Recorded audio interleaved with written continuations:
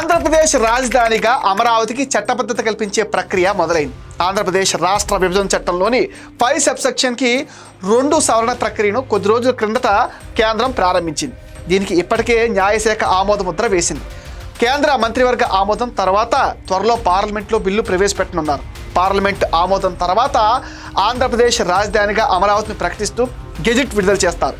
విభజన తర్వాత 2015లోనే ఏపీ రాజధానిగా అమరావతిని ముఖ్యమంత్రి చంద్రబాబు ప్రభుత్వం ఎంపిక చేసింది. రాజధాని అమరావతి నిర్మాణానికి 29 గ్రామాల రైతులు ముందుకొచ్చి 34,000 ఎకరాలు స్వచ్ఛందంగా ఇచ్చారు. సింగపూర్ ప్రభుత్వ సహకారంతో మాస్టర్ ప్లాన్ రూపొందించారు. చంద్రబాబు సర్కార్ అప్పట్లోనే యుద్ధ ప్రాతిపదికన అసెంబ్లీ, సచివాలయ భవనాలు నిర్మించి పాలన ప్రారంభించింది. పెద్ద ఎత్తున రహదారులు, భవనాల నిర్మాణం మొదలైంది. 2019లో వైసీపీ అధికారంలోకి రావడంతో అమరావతి పనులు నిలిచిపోయాయి.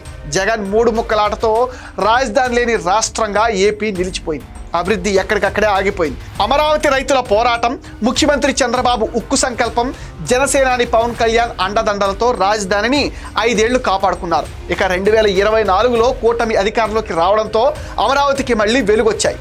58,000 కోట్లతో రాజధాని పనులు తిరిగి ప్రారంభమయ్యాయి. అమరావతికి భవిష్యత్తులో ఇబ్బందులు ఎదురు కాకుండా విభజన చట్టంలో సవరణ చేసేలా చూస్తామని ఎన్నికల్లో కూటమి నేతలు హామీ ఇచ్చారు. ఆ హామీ మేరకు ఏపీ రాజధానిగా అమరావతిని నోటిఫై చేస్తూ పార్లమెంట్ ద్వారా విభజన చట్టంలో సవరణ చేయాలని కేంద్రాన్ని కోరారు.